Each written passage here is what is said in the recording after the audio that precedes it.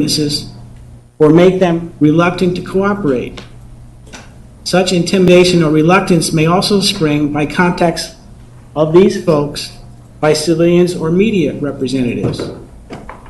For these reasons, it is therefore ordered that the pleadings of counsel filed for today's proceedings remain filed under seal to enhance the chance that Mr. Merritt and the victims receive a fair trial and to reduce the chance of harassment of witnesses. This court will attempt to conduct the balance of today's hearing in such a way as to reduce the prospect of victims and witnesses' names and locator information being released on the public record. With respect to today's proceeding, the mere fact that a defendant has been charged with the crime is not sufficient to overcome the presumption of OR release.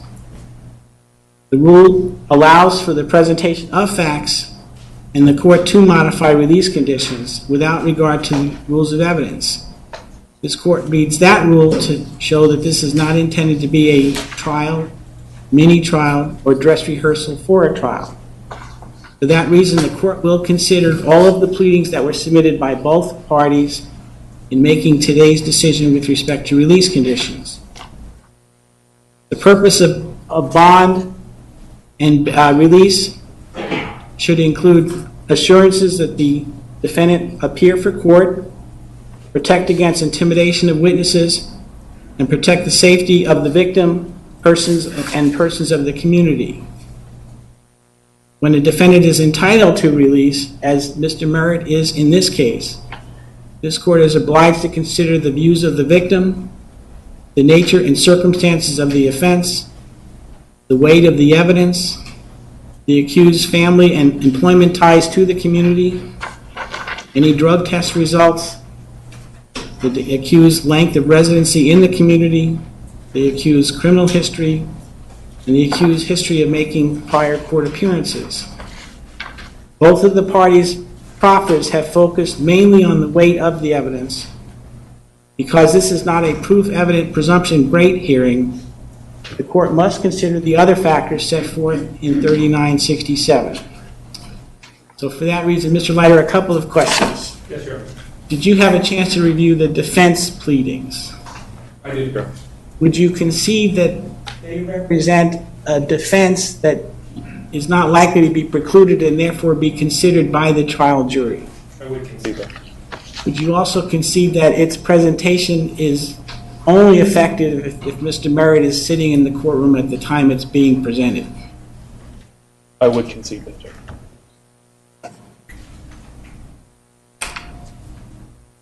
What, if any, terms of release do you deem appropriate to secure the attendance of Mr. Merritt, prevent any contact or harassment of the victims, and ensure the safety of the community? After the state's review of the pleadings, Judge, the state does not believe modification is appropriate. If the court does deem modification appropriate, and I would just reference the pre-sentence report, the maximum conditions of release is what the state would be requesting. Mr. Lamb, the state, I didn't ask this question. Mr. Leiter, in light of the defense pleadings, does the state intend to proceed with the charges? Yes, Your Honor. Mr. Lamb, would you concede that the state's pleadings represent at least a probable cause that Mr. Merritt may have posed a danger to specific persons and therefore a danger to the community? We would concede that there is probable cause, but no greater evidence than as is required under that standard.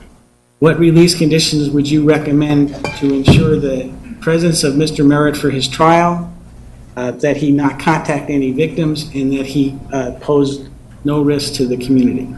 Judge, number one, Mr. Merritt has no idea who the victims are. The court knows our position, and it is very clear from that position that he has an alibi for each and every one of the incidents alleged. So with respect to victim contact, that's a non-issue. That having been said, as we indicated in our pleadings, we will agree to a release to pretrial services with electronic monitoring. Now, of course, with an ankle bracelet, there is GPS tracking in that ankle bracelet. So the court, and frankly the state, will know where he is at any and all times. With respect to the issue of a curfew, I would respectfully suggest an open curfew. The court knows that he works as a landscaper. His employment remains available. Frankly, we don't believe he's a flight risk. We know that he will be here, but frankly, we offer this almost as an olive branch to the state and invite them and to track his whereabouts, to see that he is not doing anything nefarious. And of course, with respect to any alleged danger to the community, certainly we would agree to a condition that he possess no weapons, explosives, or any other destructive devices, but in fact, that's a standard release condition. If the court would like a third-party custodian, one of the references in the pretrial services report, reference number 2, is present in the courtroom. That is an individual with whom Mr. Merritt would reside with his fiancée. So that individual is someone who will have daily oversight and contact with him. That person has no criminal history, gainfully employed, frankly, a very stable family environment. And if the court wants to take that up further, we would certainly welcome that. But I will make the offer of proof that that person is sitting here and is willing to be a third-party custodian. 2 logistic questions. If released, does Mr. Merritt know what work hours he would be, what work days there would be? Typically, he works on a Monday through Friday schedule. Now that the winter is upon us, I believe he'd probably be starting a little bit later as opposed to... You can check with him if you want. If I may, please.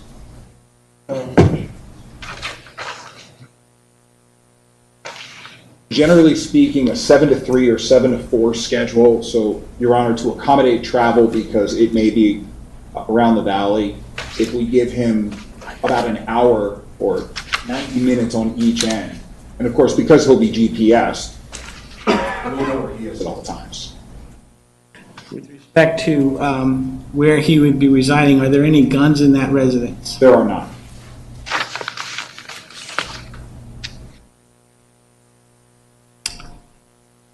Mr. Leiter, having heard a specific proposal by the defense, does the state have any position?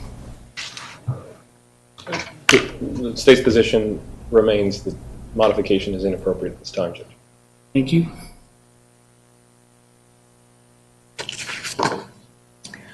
Mr. Leiter, do you know if the victims have a position on release? Victims, each of the victims has been contacted, Judge. It is my understanding that they oppose any modification. Thank you.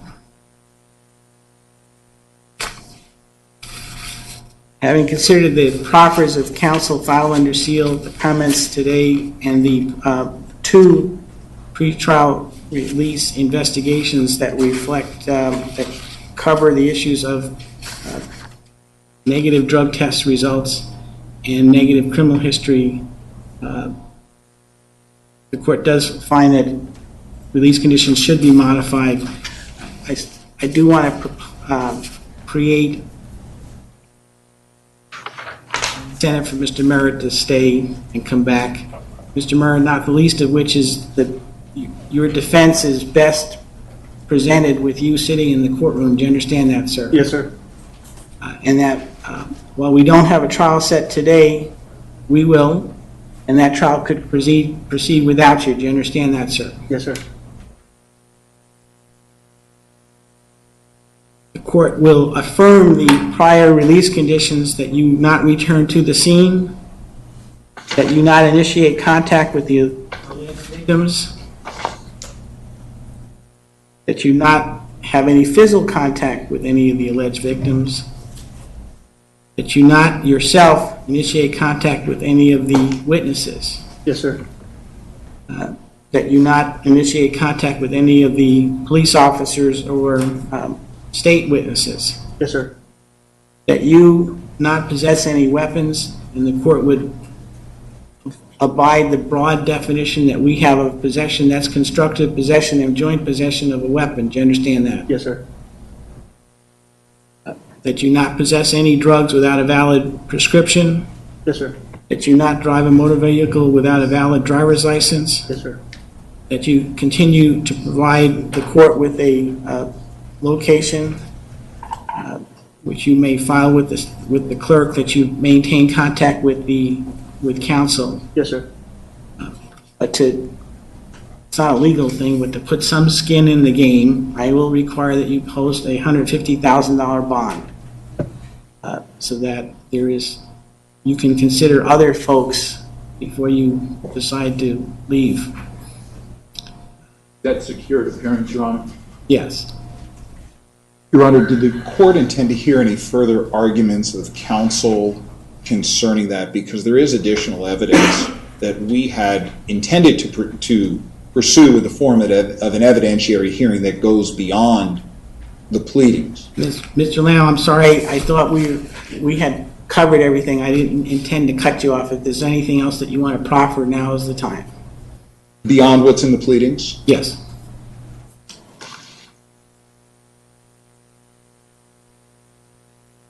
Judge, you know that we intended to call several witnesses, two of whom are from Florida today. And really, it begins with the 1104 phone call from what I'll call the Verizon phone, and I think the court understands what that means. And I think what I should say at the outset is that the state's issue, at least as I perceive it, is whose phone is it? And the court heard Exhibit 3 to the reply, which is now, I'm offering Exhibit 1 for this hearing. All of the exhibits mentioned in the pleadings are going to be incorporated in today's hearing as exhibits. Very good.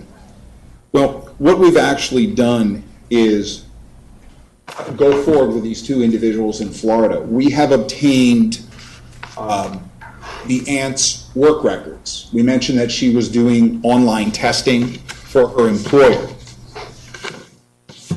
Mr. Lamb, since I have sort of readjusted the situation, you're again talking about the weight of the evidence, which is one of the factors. If there are any modifications to any of the specific terms of release I've just set forth, why don't you address those? Judge, specifically, it's the bond that we're going towards.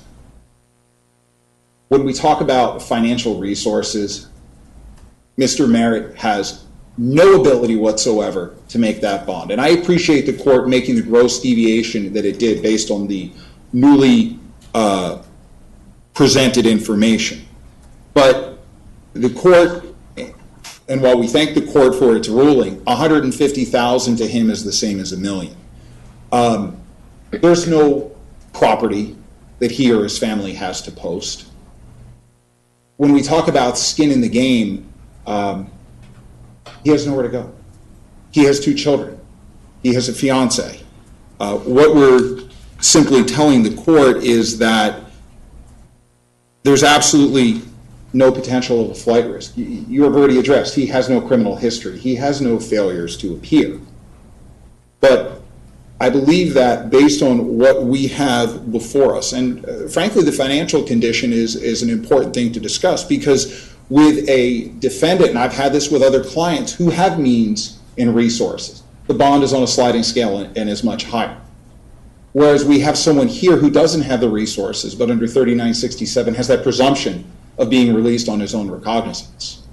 So if the court is inclined to do 150, I would respectfully ask the court to take out the collateral from that.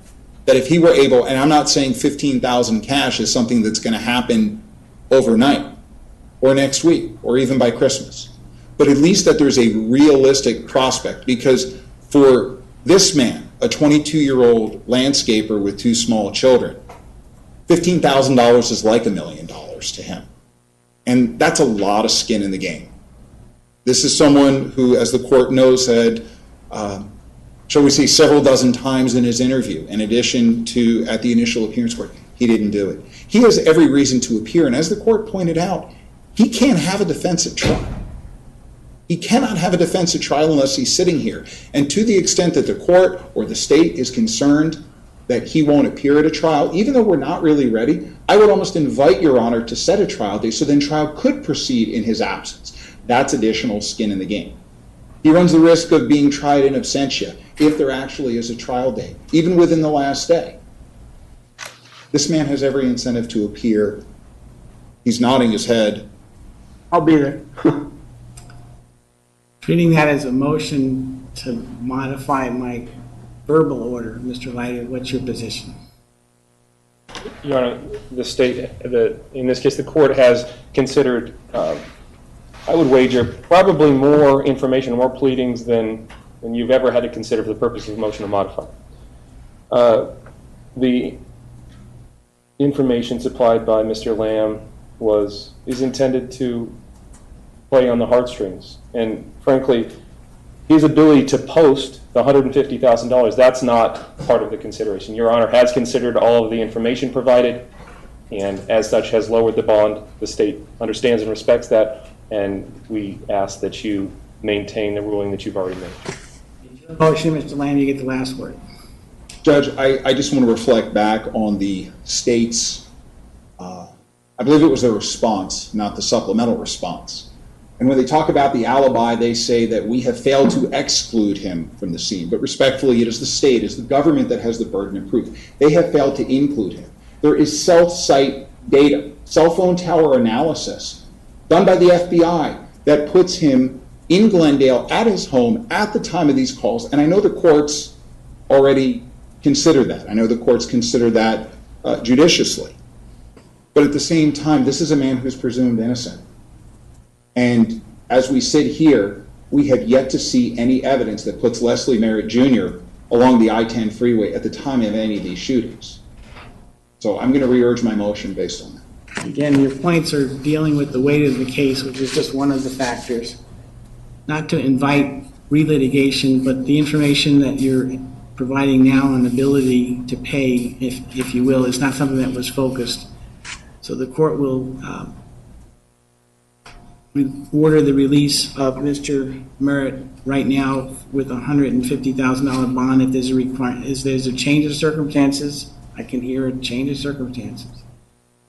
We are all here now. Is there anything else that we can do today that we haven't, Mr. Leiter? Your Honor, there are some discovery requests by the defense. Specifically, I believe the state has complied with the 3 filed motions in terms of specific discovery requests. If there's any item missing, and there was a large amount of discovery that was supplied for the defense last Friday, I would just ask Mr. Lamb to notify us, given the voluminous discovery in this case. Do you need any orders from me to get the stuff that you think you need? In terms of what has been requested, and let me be clear, Mr. Lamb made 3 formal filings with the court. In terms of those requests, I believe we've complied with those requests. Mr. Lamb, I want to say last Wednesday, November 11th, sent me a letter that was asking for additional discovery. The state's position is pursuant to 15.1c, we have 30 days from that point. I'm going through those specific requests. We're going to have a responsive filing to those requests. A lot of those materials, I believe, were disclosed last Friday. But in terms of this being the IPTC, I think that's what we called this, among other things.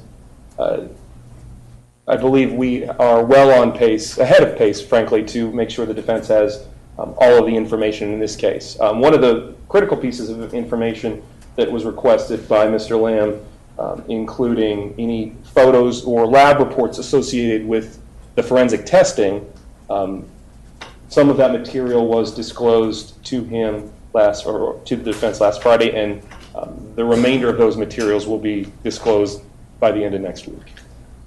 Mr. Lamb, anything that you want to report or anything that you need today?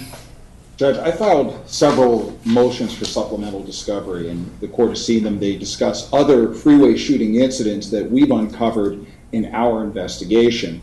The state never responded to those, so I took the unusual step of filing a motion for summary disposition last week. I'll certainly give the state an opportunity, but that's very much on the front burner right now.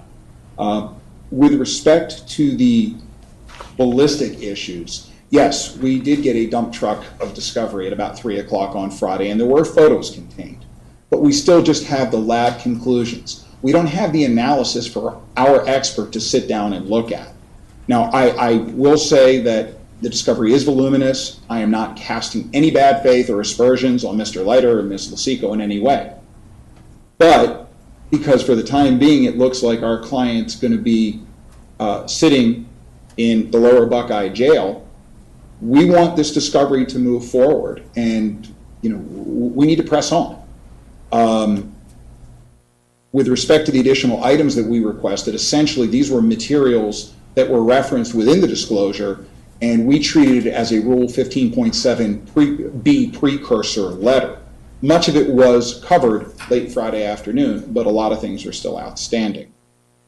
I think that when we get some additional discovery, including the supplemental items that we've requested and the state has not objected to, we'll be in a much better situation to set a trial date, and I'm asking that we do that before Christmas.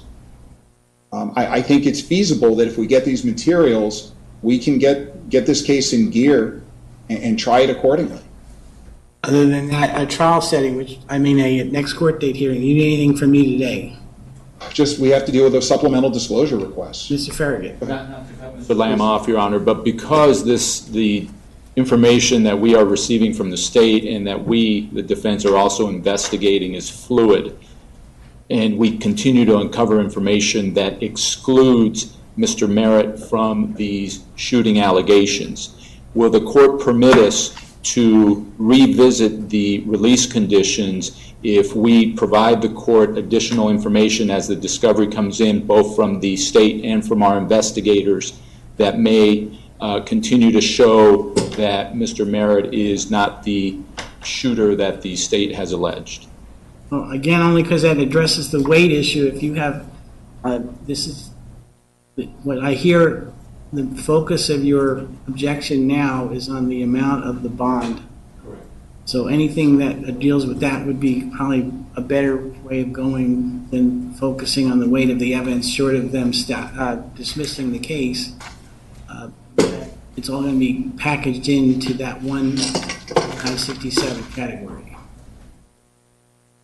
Understood. But again, I guess my basic question is, if we are able to provide the court additional information, can we come back to the court? You can come back anytime, but like I said, I'll be more focused on other categories of 3967. Correct. Thank you. With respect to the discovery, I will again remind the parties that 15.4 says the discovery is generally done between the two counsel. I'll only get involved if there's a need for it to be involved. In conjunction with my prior order, I would ask that all of the discovery motions, because they, by necessity, are very specific, that they be filed under seal.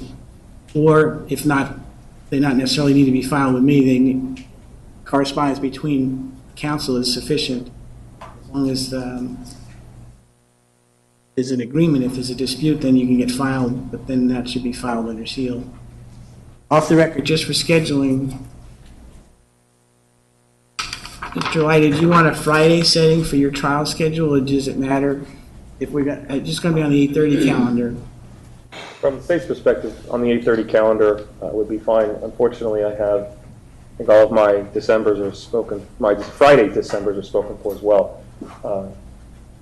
I'm fine with an 8:30 setting. We're here apparently till December 18th, so I'll set any date before that. You guys want to come up with a date?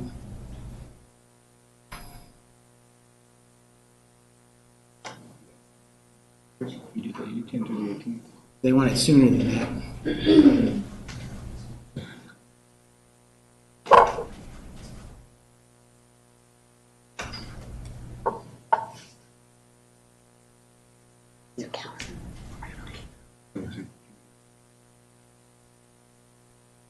Is the court available on December 16th at 8:30? Yes, the court will set a case management conference for December 16th at 8:30.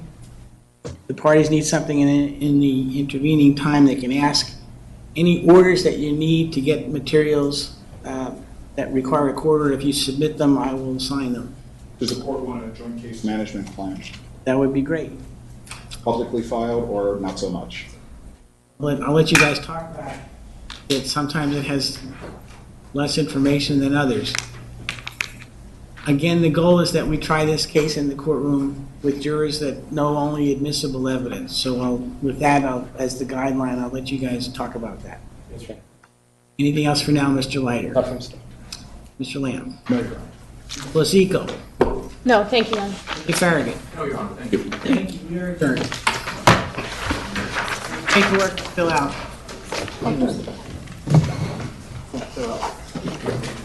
Your Honor, can the release order also be sealed in that it would contain his prospective address? Yes. Thank you.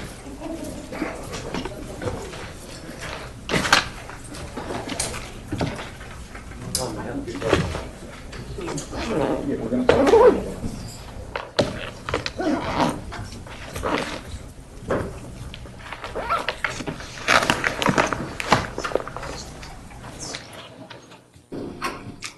Yeah. I'm a good cook. It's too-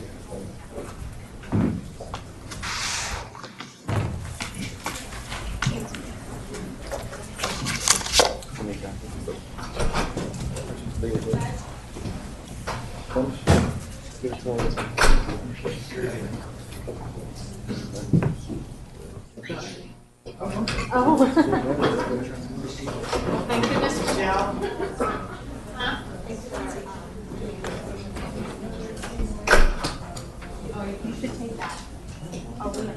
Mr. Lamb, the jail needs to have a copy. They will need his address. And I don't know what goes in the computer. I'm not worried. I'm more worried about someone going on. I agree. to PCR report. The court will it be filed with all the appropriate authorities, but not public. Okay, because I saw your